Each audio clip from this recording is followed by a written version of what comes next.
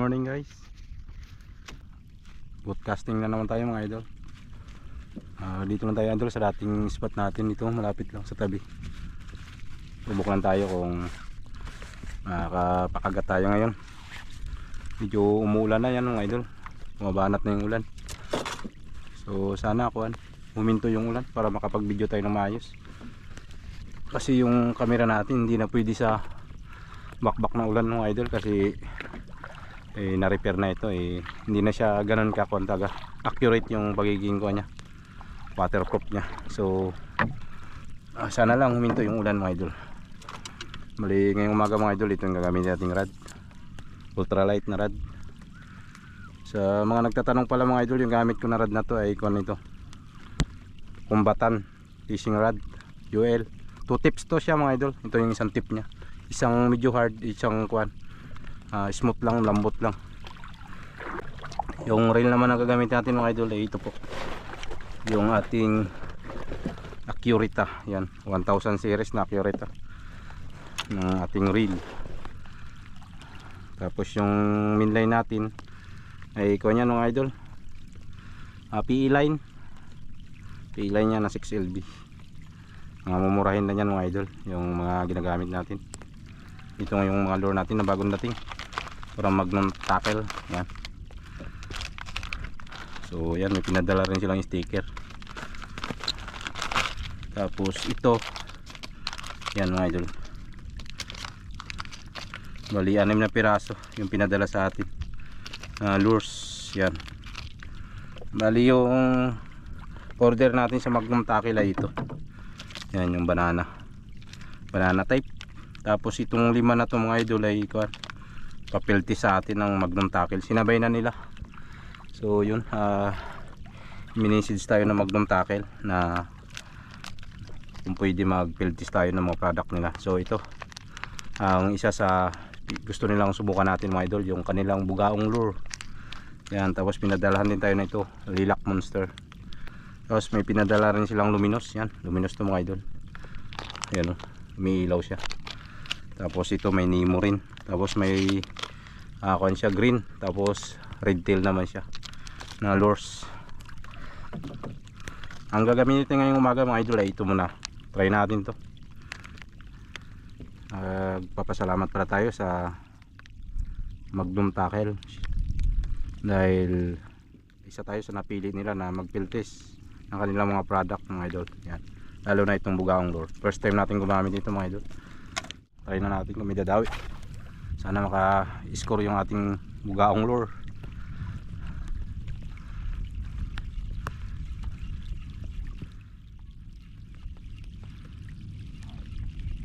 Medyo lumakas na yung ulan mga idol. Sana kumulimlim lang, hindi na magtuloy-tuloy yung ulan na to. Tignan natin kung ayun, goods yung langoy niya mga idol. Medyo mapalag. Sana makadali siya. Ito ang unang piltis natin sa bugaong lure na to. Sa mga darating na araw gagamitin pa rin natin to. Sa mga isla-isla try natin magdayo mga idol.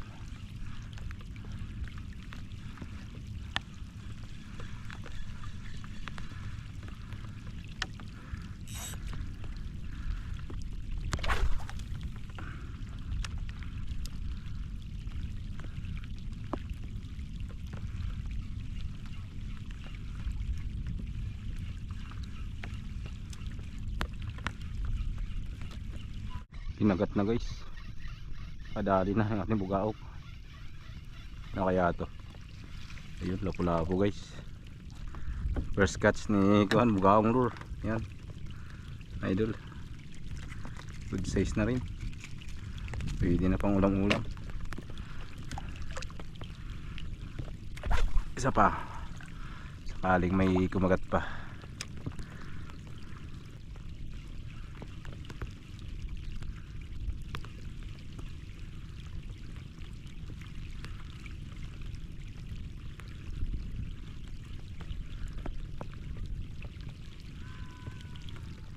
Fish on to guys. Dali. Oop. Wala po. bigla lang in-strike.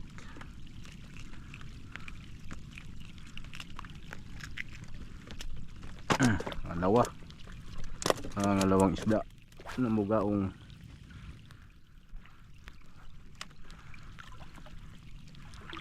Lang din yung kagatan guys, kaya hindi tayo sige kabuhay na camera natin. Isang battery lang kasi yung gamit natin, sayang reserba.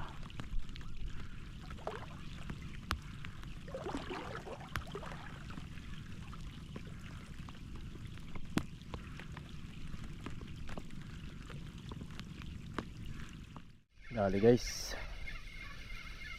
yun, padagdag na naman.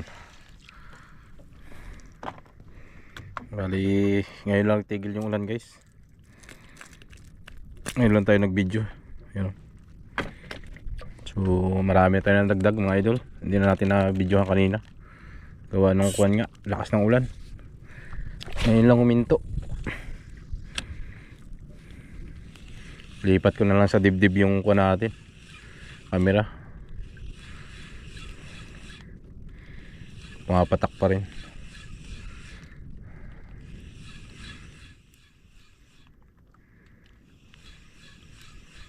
Mga nadagdag tayo kanina, sayang hindi na natin nabidyohan gawa ng maraming lakas ng ulan. Ngayon basang basa na tayo guys, ulan, kaya hinto lang. Maitim pa nga yung kuwan natin, paligid yan, oh. Bago lang nagkulimlim, bago lang nagliwanag-liwanag. Hindi rin magkagat, parang mga tursilyo. Nahabol nila yung mga maliliit na isda. Yun, dali na naman guys. Iso na naman. Malapula-lapo lang to guys, mga kumakagat dito. Nagtigas na yung kuwan natin. Maganit na hilahin yung ating kuwan. Reel, gawa nung kuwan nga. Gawa nung sa ulan kanina, basa-basa. Tumigas siya.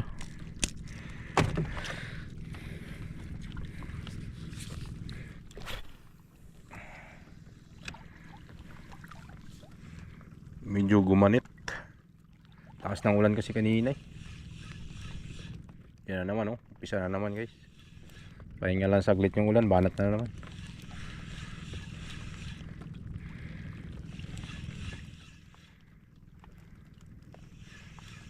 So na naman guys. Uy, tanggal, sayang. Wala. Nanganin kasi yung kagat niya. Hindi talaga pinigilan ng gusto. Sayang naman. Yun. Uy, sayang. Hindi inaabot. Nanganin yung mga strike nila. Gisa natin dyan sa may bangka guys. Nangangawil din yan, nangangawil din. Yun, dali guys, sa pool. Strike. Wala po ito guys. Ay, damo. Paala ko isda. Isda mo yung nag-strike. Naging damo naman yung pala hindi gumalaw. Kuha natin yan.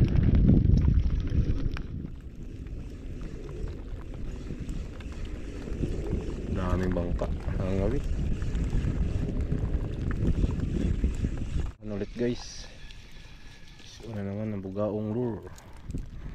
Yan.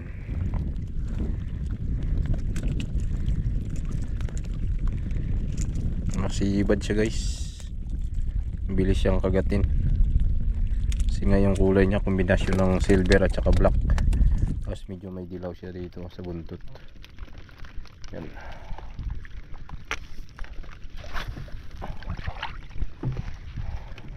Attractive din ang kulay talaga ng bugaong lure.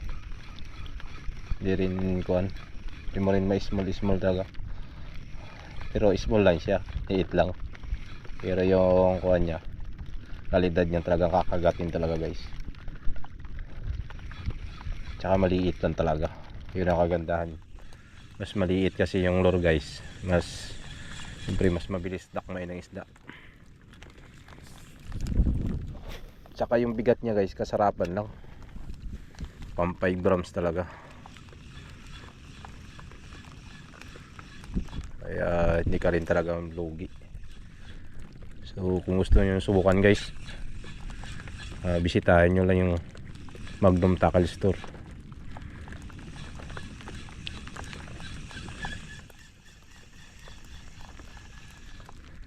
So PM nyo guys si Sir Kin.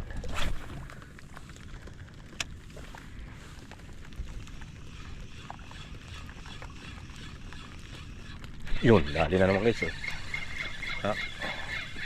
Small but terrible talaga guys yung lure na to. Uy, hinabit pa nga ang loko. Muna isabit. Malaki ka. Malaki guys, good size. Yun o. Dali na naman guys ng ating bugaong lure. Yun.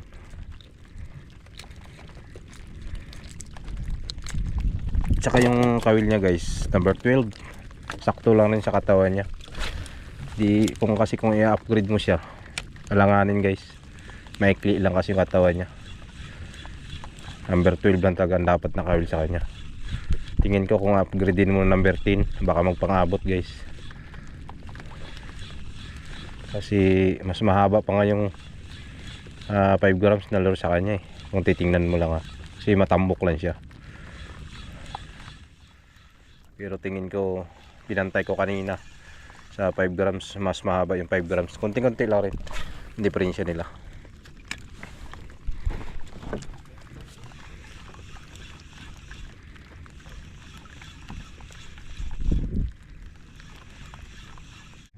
Gusto na naman yata to guys. May huli, wala. Para nakabitaw guys Ay hindi dito. Akala ko nakabitaw. Sumasabay lang pala. Dalawang ganyan na yung nahuli natin guys. Kanina yun din na videohan. Ganyan din yun. Dalawang checkered.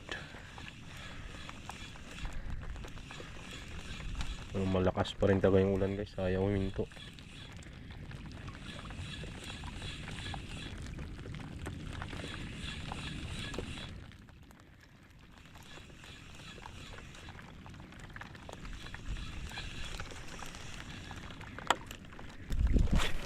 Wala bang malaki-laki dyan?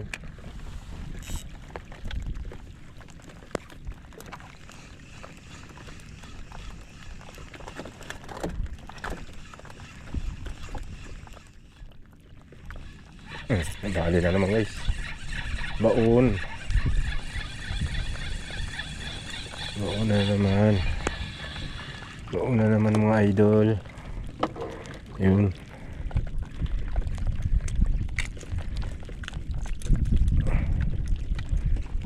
Diyan pa. Malalim.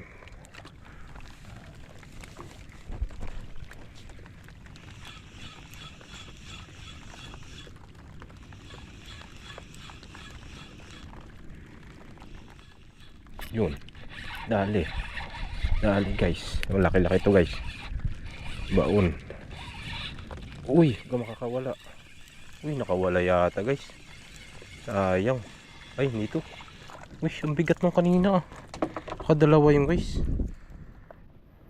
Ang bigat kanina Dito biglang gumaan. Yan. Nakadalawa yun. Tanggal yung isa. Bigat kanina Ang bigat niya hatakin. Tapos biglang gumaan. Isa na lang ang natira. Aba, mukhang double hook up sana yun Bigat ng kanina Biglang gumaan.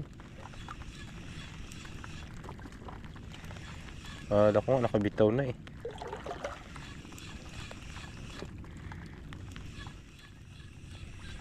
double hook up yun. Wala lang yung isa.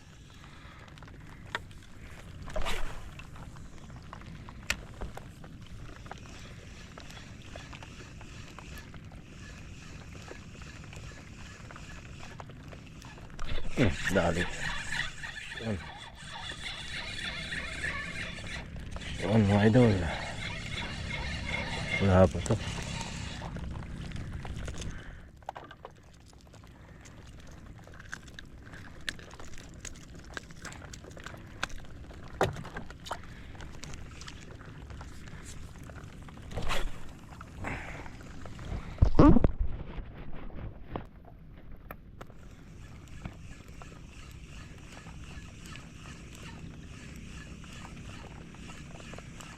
Una naman guys.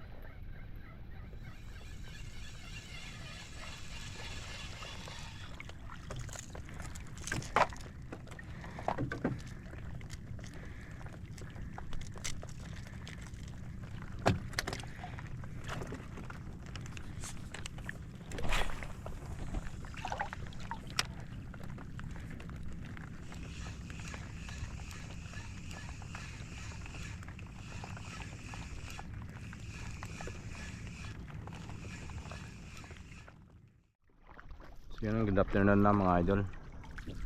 Bali, pauwi na po ako. Diyan na tayo uwi mga idol. Pahinga na tayo. Malaki na ang dagat mga idol. Mahina na yung kagatan. Yung kumakagat na kanina nung palaki pa yung dagat. Pero nung lumaki na, nawala na rin yung kagatan mga idol. So kaya yun, nagsagawa na tayo pauwi. At hapon na rin mga idol. Yan, 1:45 na. Nag-start tayo kanina mag 9. Matagal-tagal din ang casting natin kay nadalang yung kagatan. Pumunta pa tayo doon sa dulong spot natin doon. Malayo. Dito tayo kanina nag-start. Yan. Tapos nakarating tayo doon sa dulo. So kakahanap na natin ng isda kung saan banda yung area nila. So yun, doon nakatagpo tayo ng uking kagatan doon mga idol. Sayang nga, hindi lahat ng strike sa atin nakuna natin mga idol. Gawa ng kuwan, panayang ulan. Kaya yung camera natin hindi na siya pwede sa babad-babad sa ulan. Baka pasukin ng tubig. Kasi kuwan na to mga idol, ang camera natin na pa-repair na natin. So nabuksan na siya. Hindi na ganun ka-guaranteed na hindi na siya papasukin ng tubig. Kaya pag malakas yung ulan mga idol, pinapatay ko. Pinatago ko lang. Kaya naman yung ambon-ambon lang, yun, binubuhay ko siya. Pero yung bakbakang ulan, hindi ko na ginagamit mga idol, kagagawa ng kuwan. Baka madisgrasya yung camera natin, pasukin ng tubig. Kasi nga na-repair na siya.